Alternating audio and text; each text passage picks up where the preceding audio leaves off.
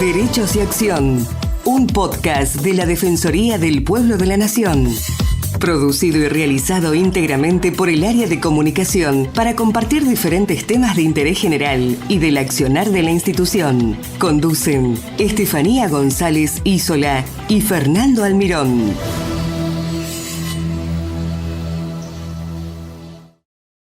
El trastorno del espectro autista, TEA, es una condición que dura toda la vida y que altera la capacidad de una persona para comunicarse y relacionarse con otros.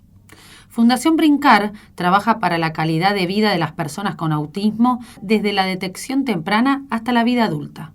Para hablar sobre el tema y que nos cuente sobre el trabajo que realizan, estamos en comunicación con Soledad Sangronis, presidente de la Fundación. Hola Soledad, ¿cómo estás? Muchas gracias por estar con nosotros. Hola, ¿cómo estás? Muchas gracias a ustedes por la invitación. No, por favor, gracias por tu tiempo. Para comenzar, Soledad, contanos qué es el autismo. Bueno, el autismo es una condición de origen neurobiológico que según las estadísticas de los Estados Unidos afecta hoy a 1 de cada 34 nacimientos, con una incidencia enorme que va creciendo año a año y en realidad es una condición de origen neurobiológico que afecta ciertas áreas del desarrollo de la persona. Todavía está en estudio cuál es la causa del autismo. Hay muchísimas teorías, desde la alimentación, el factor genético, bueno, un montón, pero eso sigue en estudio. Lo que sí sabemos del autismo es que es una condición que si se detecta a temprana edad y se brindan los apoyos y los tratamientos terapéuticos adecuados en los primeros años de vida, es una condición que obviamente va a acompañar a la persona a lo largo de toda la vida, pero que le va a dar un muy buen pronóstico y que le va a permitir incluirse laboralmente, socialmente, en la escuela y que va a poder, digamos, tener participación, ¿no? Como cualquier otra persona. Obviamente, a mayor calidad de tratamiento en edad temprana, mejor pronóstico de la condición. Y Soledad, ¿cuáles son las principales alertas que nos llevan a sospechar que un chico puede ser autista? ¿Qué tengo que ver yo como padre? Bueno, hay muchos estudios que ya dicen que a partir de los 18, entre los 18, 20, 24 meses de vida, Sí. vos como mamá podés observar a tu bebé y encontrar algunas señales que, si bien no implica que tenga autismo tu hijo, pueden ser señales de alerta para hacer una consulta, ¿no? Con un neurólogo pediátrico, con un psiquiatra infanto-juvenil. Lo primero que aparece como señal a tener en cuenta es la falta de contacto visual, ¿no? Uh-huh. En general, los niños, los bebés a muy temprana edad, una de las primeras cosas que hacen es estar en contacto visual con su madre mientras los amamanta o con su familia, con miembros de la familia a través del juego. Bueno, en general son bebés que tienen dificultad para el contacto visual, son niños muy chiquitos que no desarrollan lo que es la sonrisa social, ¿no? Uh-huh. Los primeros meses de vida, que tienen algún retraso o aletargamiento en lo que es el desarrollo del lenguaje. Si bien hay muchas personas con autismo que tienen como acompañamiento la comorbilidad de la discapacidad mental, hay un montón de personas con autismo que no tienen discapacidad mental, o sea que tienen un lenguaje, una inteligencia, digamos, una adaptabilidad que parecería como hasta normal, digamos, porque no es la palabra, pero bueno, muchos tienen algún deterioro en el lenguaje. En realidad lo que decimos del autismo es que tiene dos características claves. Una es la dificultad en la interacción social y otra es las conductas repetitivas y los intereses restringidos, ¿no? Clarísimo. Son personas que necesitan tener conductas para regularse, repetitivas y que muchas veces, bueno, tienen dificultad o la mayoría de las veces en la interacción social. Perfecto. Y nombraste hacia el pasar algunos puntos, pero ¿se sabe cuál es el origen del autismo? No, por supuesto hay un factor genético, digamos, Sí. hay una prevalencia en aquellas familias que tienen alguna persona del grupo familiar con autismo. Por ejemplo, los hermanos de personas con autismo tienen un mayor porcentaje de tener hijos con autismo. También Ajá. encontramos que en muchas familias nacen niños con autismo donde no había un antecedente, ¿no? Claro. Entonces, está todavía en estudio. pero lo que sí se sabe es que hay un montón de genes que están implicados en esto que nosotros llamamos venir como con un cableado diferente. Nosotros nos gusta pensar el autismo como una red, ¿no? De conectividad, como si uno hablara de una red de Wi-Fi, es una red diferente. Estas personas decodifican los estímulos de la afuera, ¿no? Claro. Interpretan y reciben la información sensorial de la afuera con otros códigos. Entonces, de repente, hay algo, es muy importante pensar el autismo también como un trastorno de lo sensorial, ¿no? Personas que sienten demasiado o que sienten poco y dificultad para la comunicación, como hablábamos antes, o que no hay una comunicación asertiva. Entonces, bueno, Por eso se si habla bien, de espectro, ¿no? claro, Claro. exactamente, exactamente.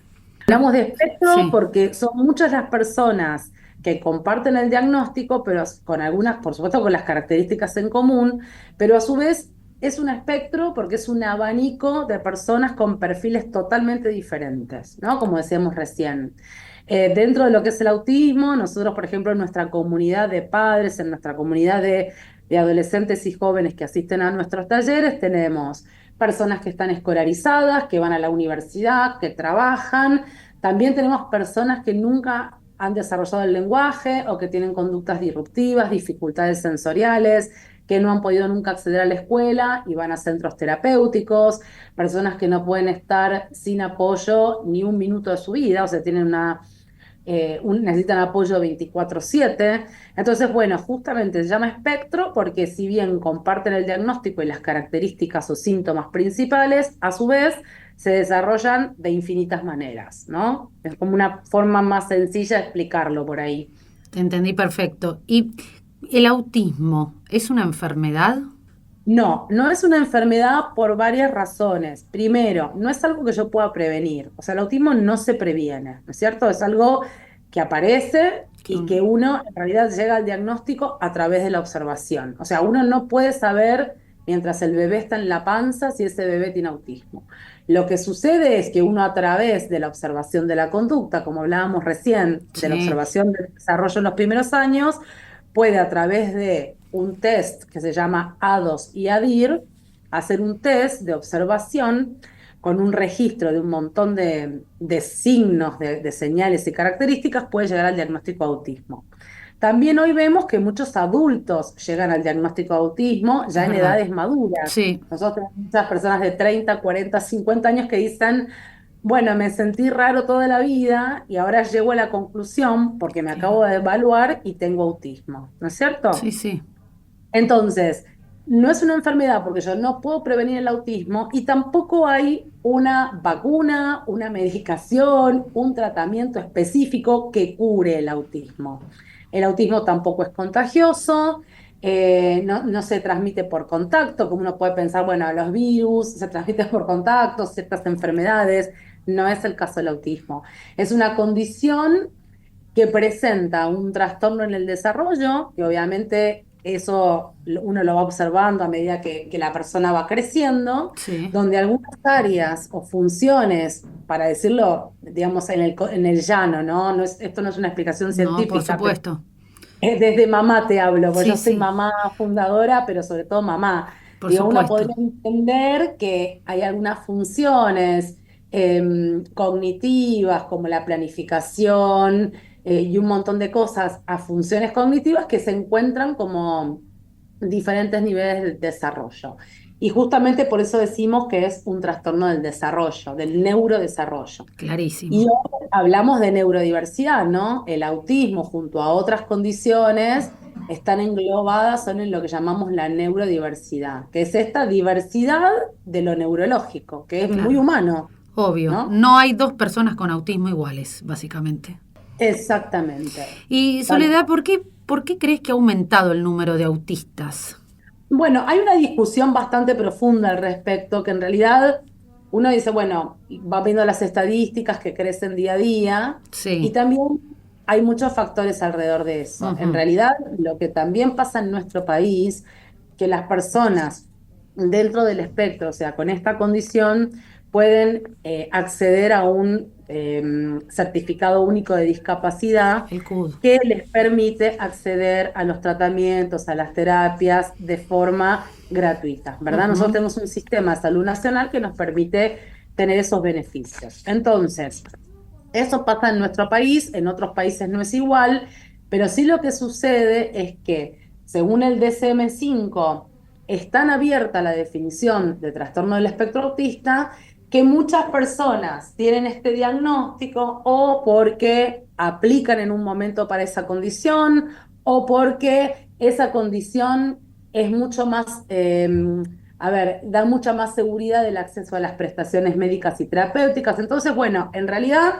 no sabemos si es que hay mejores evaluaciones y mejores profesionales que detectan autismo, que hay más información y entonces muchas personas que no habían adquirido el diagnóstico a temprana edad lo hacen de adultos mayores. Ujú. Si es que necesitamos ese diagnóstico para asegurarnos las prestaciones médicas que por ley nos corresponden. O sea, hay un montón de, ¿no es cierto?, factores que uno podría pensar que están influyendo, ¿no? Perfecto.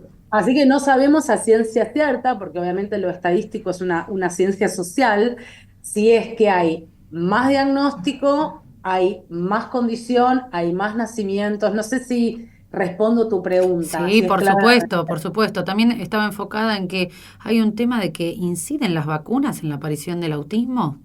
Bueno, mira, hace muchísimos años, como en la década del 50 y el Sí. 60, hubo una teoría muy fuerte acerca de las que las vacunas provocaban autismo y eso generó una angustia muy enorme porque muchos padres desesperaron ante esa situación. Bueno, hasta hubo epidemias de algunas enfermedades que Porque no reaparecieron vacunaban, en el claro. mundo Sí, por padres que decidieron no vacunar a sus hijos. Lo mismo que esta teoría del desamor materno, ¿no? sí. Esta teoría que hace muchos años, las primeras teorías de autismo decían que los niños desarrollaban autismo cuando no recibían un amor materno adecuado. Bueno, todas esas teorías se desterraron. La Sí. realidad es que hoy se sabe que las vacunas no inciden en el autismo y que en realidad, bueno, nada, no tiene que ver con eso, ¿no? Obviamente se va avanzando día a día en nuevas investigaciones y cada vez más las familias de personas con autismo como nosotros tenemos cada vez más herramientas para ayudar a nuestros hijos, ¿no? Sí. Que esto es lindo también resaltarlo. Digo, uno tiene, bueno, hoy de mano de la homeopatía, de la arteterapia, de la equinoterapia, Me encanta, sí. de lo recreativo, de lo deportivo, o sea, más allá de lo terapéutico duro, digo, ¿no? De Sí, sí. foraurología, de psicología, uno tiene un montón de posibilidades que hoy sabemos que funcionan para autismo porque lo que hacen es estimular todas aquel desarrollo neuronal y esas funciones cognitivas que ayudan a nuestros hijos a salir adelante. Obvio. Así que estamos creciendo en eso también, ¿no? Y como mamá, ¿cuáles son los primeros pasos que deben realizar los padres ante el diagnóstico? ¿Qué tienen que hacer? ¿Cómo es el camino para los que nos están escuchando?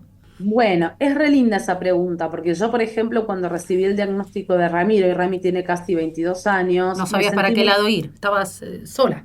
muy sola, para Seguro. mí fue muy angustiante, yo creí que a mí sola me pasaba esto, yo no conocía a una persona con autismo, ni sabía lo que era el autismo en sí mismo, en mi familia no había antecedentes de esto. Y mi hijo nació prematuro y a Ajá. los pocos meses de vida tenía un deterioro del desarrollo bastante importante. Sí, Empezamos a hacer estimulación temprana y casi a los 3 años, bueno, los neurólogos nos dieron su diagnóstico de autismo. Yo sí. lo primero que hice fue ir a internet y quedarme como 10 noches seguidas llorando, leyendo la barbaridad de cosas que leía por internet, hasta que pude como empezar a ordenar mi cabeza con eso. Lo primero es poder compartir con la familia, con la pareja, con el pediatra amigo, lo que nos pasa, ¿no? No sentir esa soledad y tratar de encontrar aquellos apoyos que a veces son apoyos muy sencillos y que nos ayudan en el cotidiano. Entonces yo me acuerdo en su momento, Ramiro se la pasaba llorando, no dormía, no podía aceptar ningún alimento, solo tomaba mamadera. Y yo me acuerdo que lo Es único que atiné fue desgastante, obvio. pedirle a mi mamá que me ayudara a criar a mi otra hija, Chloe, que en ese momento Claro. tenía 2 años. Sí, sí, sí, muy difícil, muy difícil. Claro, entonces bueno, Bueno, encontrar apoyos, apoyo es lo ¿no? más importante que estás diciendo. Apoyos, ir a profesionales que Ujú. sepan, si yo tengo una sospecha y voy al pediatra y el pediatra no me da mucha bolilla, me dice, no, son ideas tuyas, Sí, insistí, ¿no? Cuando una mamá intuitivamente, sobre todo si tiene un hijo mayor, pero aunque fuera primeriza, siente que hay algo que anda mal, hay que consultar, hay que llamar a otro médico, hay que hacer una interconsulta, preguntar. La consulta no molesta y no está de más, ¿no? Digo, cuando obvio. uno algo no le va, tiene que buscar. Con esto no, porque hay un tema de, bueno, de etiquetas, con el diagnóstico se etiqueta, se estigmatiza. La verdad que yo nunca lo viví así. A mí el diagnóstico me dio herramientas. O sea, a mí no saber lo que le pasaba a Ramiro me generaba una enorme angustia y una desesperación. Yo no tenía ningún mapa en ese momento, Claro, ¿no? sí. Entonces, el diagnóstico te da un camino. Cuando vos tenés un diagnóstico, por eso no hay que tenerle miedo al diagnóstico, uno Al sabe qué contrario, hacer. sí, yo opino igual. Ujú. Es como, bueno, ¿y ahora para dónde corro? Exacto, con Y el bueno, diagnóstico ya tenés como se te empieza a armar la hoja de ruta, digamos. exactamente, es Entendí. la palabra, es como Sí, vos decís, es la hoja de ruta. Y en realidad cuando vos tenés el diagnóstico y tu hijo es chiquito y estás, a ver, desbordada porque se te aparece un frente enorme de un montón de cosas que hay que hacer, a mí, que me costó mucho, pero ahora que ya soy más viejita y la experiencia me lo recuerda, sí. hay que elegir las batallas que uno va a librar. ¿Y a qué Ay, me refiero? sí. Pero aplica para todos los aspectos de la vida eso. Eso aplica para todo. Yo me Sí. acuerdo, Ramiro, Mm, no hacía caca ni pis en el baño, lloraba, gritaba, pegaba, no comía, no dormía. Bueno, yo tenía como 40 cosas que atender sí. y entonces uno tiene que elegir. Entonces, bueno, yo en algún momento entendí que lo que a nosotros como familia más nos trastocaba era el tema del sueño, ¿no? Era que él no dormía y no dormía Sí, nadie. obvio, estaban todos mal, claro. ¿Y? Y bueno, entonces lo primero que hice fue hablar con el neurólogo, mira, esto no lo podemos bancar más, tiene que dormir, empezamos el camino del sueño. Y entonces al homeópata para las gotitas, al Claro. O neurólogo. sea, tu hoja el de neu- ruta empezó por el lado del sueño. Muy Exacto, bien. empezar a ocuparse lo emergente. Después, obviamente, había 40.000 cosas para atender, pero empezar a ordenar de a Obvio, poco, obvio. ¿no? Ningún papá tiene fórmula Seguro, para ser papá o mamá, y si es de una persona con autismo, menos. Entonces, seguro.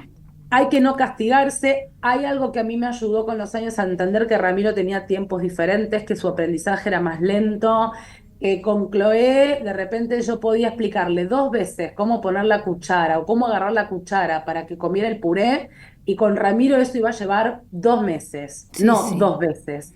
Y eso a mí me ayudó. claro. Entender que yo tenía que no bajar los brazos, que esto era repetición, que él iba a adquirir ese aprendizaje con mucho más esfuerzo. Entonces, esa espera, esa tolerancia a los tiempos del otro me ayudó también a calmar mi propia ansiedad. Eso está buenísimo, está bueno. Eso está buenísimo Eso porque es es un lo que te va aprendizaje, una organizando. herramienta de un montón de cosas.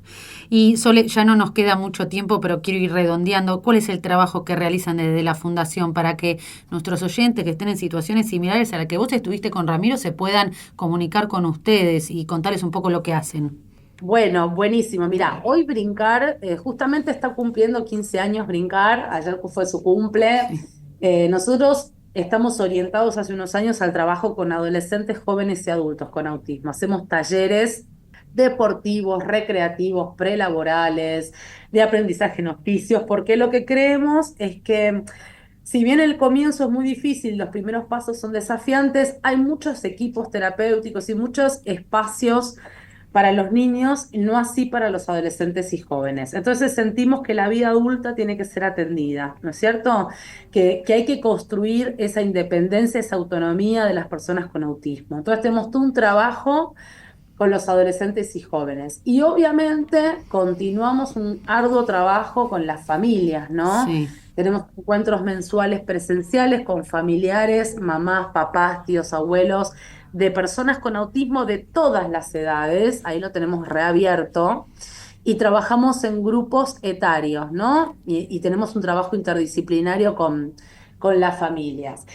Y después lo que sí tenemos muy fuerte en Brincar desde el día uno es la mirada puesta y el foco puesto en la formación, ¿no? La capacitación de la familia, de la comunidad, pero sobre todo de los profesionales. Sí. Entonces, bueno, Brincar tiene un campus que es online, donde están todas nuestras formaciones. Actualmente tenemos una especialización en autismo internacional.